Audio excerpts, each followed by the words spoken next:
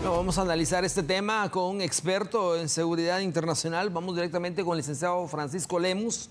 Licenciado, cuando hablamos de esa situación de los migrantes, cuando hablamos de la tragedia, cuando hablamos de que existen estos peligros y riesgos, lo hemos observado durante décadas. Pero hoy nos enfocamos específicamente en esta nueva tragedia que enluta a guatemaltecos, mexicanos y hondureños. Por el momento, porque hay 19 sin identificar. Más de 50 víctimas mortales, licenciado, en El Paso, Texas, allá en San Antonio específicamente, para poder alcanzar ese tan anhelado sueño americano.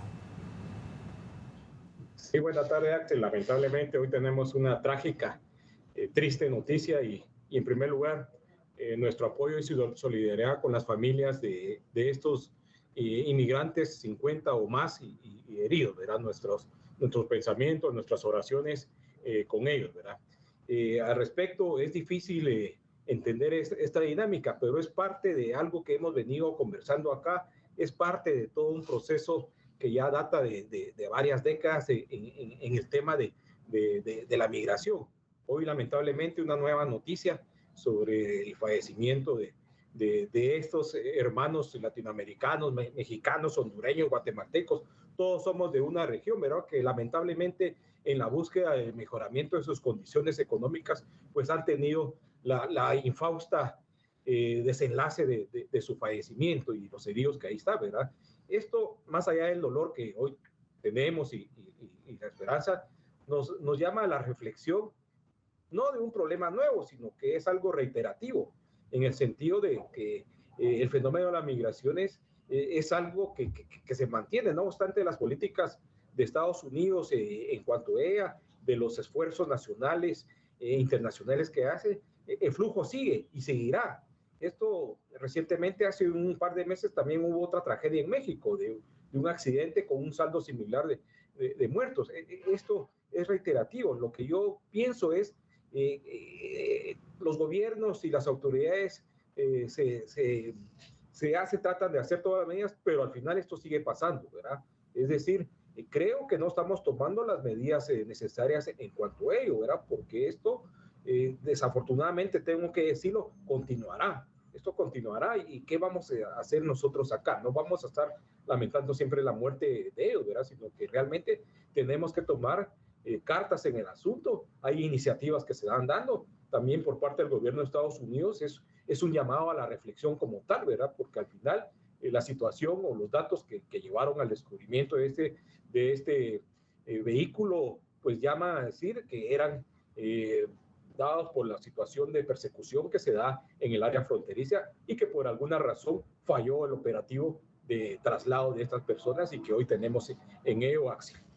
Ahora bien, licenciado, hablemos para poder entender cuál podría ser el procedimiento, protocolo, porque es muy distinto que se localice este furgón entre México y Estados Unidos, punto fronterizo, pero acá estamos observando que está en San Antonio, Texas ya. Es jurisdicción norteamericana y el protocolo, usted lo sabe mejor que yo, es bastante largo, muchas veces muy delicado la identificación, el proceso de poder repatriar los cuerpos y poderle dar prácticamente una cristiana sepultura, lamentablemente, a las víctimas. Es correcto. En ese sentido, esa parte que es lo que procede ahorita en el caso de los fallecidos, pues es primero el reconocimiento por parte de las autoridades en Estados Unidos y particularmente en esa área de la ciudad de San Antonio, ¿verdad? Hay unos protocolos, hay unas normativas como las hay acá en Guatemala que procederá a la identificación de los cuerpos y de las personas, su identificación de nacionalidad. Ahora bien, ahí hay un detalle en el sentido que por la misma naturaleza de estas personas y por lo mismo que se conocen van indocumentadas. Sin duda habrán personas que muy inteligentemente pues llevarán algún tipo de identificación previendo estos casos, ¿verdad? En ello, pero la mayoría prácticamente van sin papeles, van sin identificación, obviamente por las mismas razones de seguridad en ese sentido. Quizá acá pues se tendrá un papel muy importante en el caso de nuestro país, lo que es los servicios consulares, que de hecho pues ya han puesto ustedes a disposición esos teléfonos y hoy con el internet sería de bien familiares, amigos que estén en esta situación, estar pero sí llamar a las autoridades consulares y del gobierno una atención especial, porque es lo mínimo que podemos, se puede hacer en este caso, ¿verdad? Ya la tragedia está dada, por lo cual dentro de nuestra cultura es muy importante la repatriación, es muy importante el duelo, es muy importante el proceso de velamiento y todos esos aspectos, por lo cual indudablemente es fácil decir esto que afirmo, pero también aquí lleva un costo. Trasladar un cuerpo de Estados Unidos para acá lleva un costo. Aquí también las autoridades deben de colaborar y apoyar y establecer dentro de los protocolos ese traslado, ¿verdad? Aquí es donde debemos iniciar en estos momentos difíciles para estas familias, que digamos un transporte de la Fuerza Aérea Guatemalteca pueda ser llevado en eso, o México, ¿verdad? También, como hay otras nacionalidades, podría darse ese medio para que en el tiempo menos posible sean repatriados sus cuerpos, pero no es fácil, llevará su tiempo el proceso, y también recuérdense que las condiciones de muerte hace propicio que también el proceso de embalsamiento también se tome en cuenta. Aquí hago un llamado al gobierno, hago un llamado a la solidaridad, a los grupos, apoyos, ONGs que puedan hacer un frente común para ayudar a las familias que hoy les toca que traer a sus seres queridos a este bello país. Ya para finalizar, licenciado Lemos, esta manera pues lamentable de perder la vida es triste, porque los migrantes, con tal de alcanzar ese sueño americano, pagan miles y miles de dólares a manos de coyotes, quienes los dejan abandonados de esta manera. No aire, no agua, encerrados por muchas horas en una temporada donde Texas está pues ya prácticamente a la temperatura de 37 a 40. Incluso le podría decir de que ¿será planeado esto? Es lo que yo a veces pregunto. ¿Será que esto se planeó? ¿Será que las personas pues muy conscientemente dejaron encerrados a esta cantidad de migrantes? Porque hubieran podido abrir la puerta y sacarlos y decirles, bueno, corran, pero los dejaron allí hasta morir. Ellos gritaban y nadie los auxiliaba.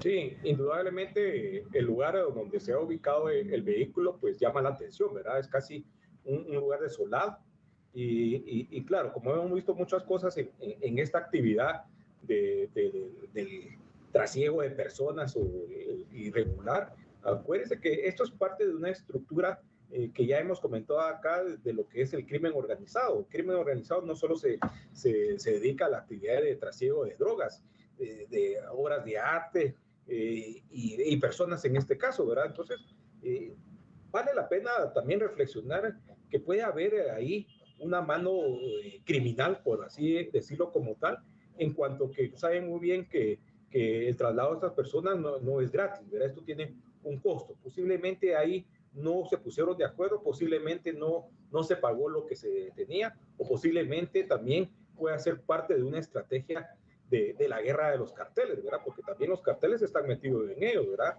Entonces, como hemos visto, lo sanguinario que son estos carteles, no se descarta que detrás de esto haya una mano criminal en el sentido de mandar un mensaje, ¿verdad? Acuérdense que los territorios donde se transitan los migrantes son rutas que están en manos de los carteles, y puede ser la posibilidad que esto sea parte de una disputa de estos territorios en el tema de transporte de inmigrantes, ¿verdad? Acuérdense que esto es un negocio como tal, ¿verdad? Y cuando los negocios no salen bien, pues y hay una pugna y hay una guerra, como se ha visto entre los carteles, no se descarte que también sean los migrantes que hoy vemos ahí, lamentablemente, parte de ese juego perverso y de violencia que ha caracterizado a los carteles mexicanos. He escuchado yo la información de último momento, y las autoridades de San Antonio han abierto una investigación de ellos, ¿verdad? Porque creo es posible, ya habían pasado la frontera, ¿sí? Eso es un dato interesante. Ya estaban del otro lado, habían alcanzado la meta. Entonces, sin duda, como que algo ocurrió ahí, y que debe ser de parte de las autoridades investigar y ir por los responsables de estos hechos, ¿verdad? Porque son 60 vidas las que están ahí o más, en ese sentido, Axel.